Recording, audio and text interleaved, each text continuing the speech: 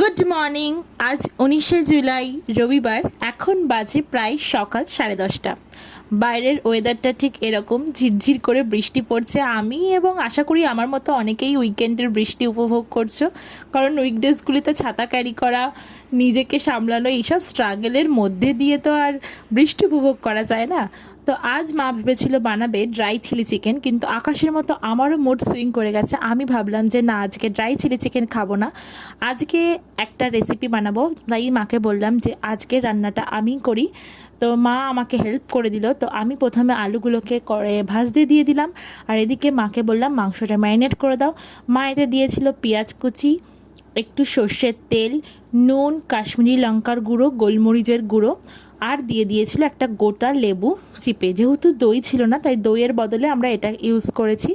তোমরা দইটাও ফেটিয়ে ইউজ করতে পারো, ওতে আরও ভালো রেজাল্ট হবে। যেহেতু ছিল না ওরকম মানে প্ল্যান, তাই জন্য। তো তারপর এখানে আলুগুলোও ভাজা হয়ে গেছে, ওগুলো তুলে নিলাম।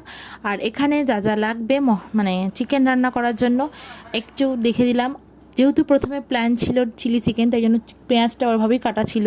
তো ভাবলাম ওটাকে আরেকটু কুচি কুচি করে দিই বেরেস্তার মতো স্টাইলে। তাই পেঁয়াজ নিয়ে কোনো মন্তব্য করবে না তোমরা, বেরেস্তার মতোই যেরকম পেঁয়াজ কাটে সেরকম কেটো।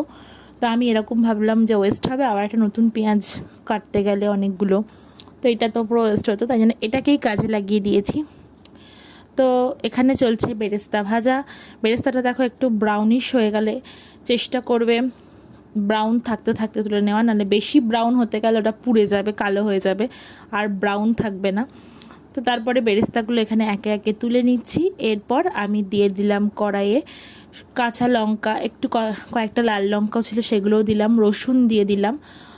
তারপর আমি এখানে দিয়ে দিলাম একটা গোটা টমেটো চিড়ে। আমি এখানে একটাই টমেটো ইউজ করেছি, যেহেতু চিকেন ম্যারিনেশনের সময় আমি লেবু ইউজ করেছিলাম। 1 কেজি চিকেনের জন্য একটা টমেটোই এনাফ। তোমরা দই দিলেও একটা টমেটো ইউজ করো। জানি তোমরা অনেকেই অনেকভাবে বেরেস্তা চিকেন বানাও, এখানে আমি কিভাবে বানিয়েছি সেটাই দেখালাম। তারপর তো তোমাদের চিকেন ম্যারিনেশন করে রেখেছি, সেটা আর একবার দেখিয়ে দিলাম। এদিকে আমাদের টমেটো, লঙ্কা, রসুনটাও ভাজা ভাজা হয়ে গেছে, সেটাকেও একে একে কড়াই থেকে তুলে নিলাম। এরপর আমি দেবো হচ্ছে ফোড়ন। ফোড়নে আমি কী দিচ্ছি, দারচিনি, লবঙ্গ, এলাচ, জিরে, তেজপাতা, আর দিয়ে দিয়েছি একটু শুকনো লঙ্কা। এটাই হচ্ছে ফোড়নে। ফোড়নটাও আবার একটু ভেজে নেব, ভেজে নিয়ে না ফোড়নটা তুলে নিলাম। জানি তোমরা অনেকে বলবে তাহলে পেঁয়াজের সঙ্গে ভাজনি কেন, কারণ বেরেস্তার সঙ্গে ভাজলে আমি খানিকটা বেরেস্তা তুলে রেখেছি সেটা পরে দেওয়ার জন্য, তো তাই জন্য সব কিছু আলাদা আলাদা করেই ভেজে নিচ্ছি। তারপর এখানে কাঁচা আদা আর তার মধ্যে ভেজে রাখা ফোড়ন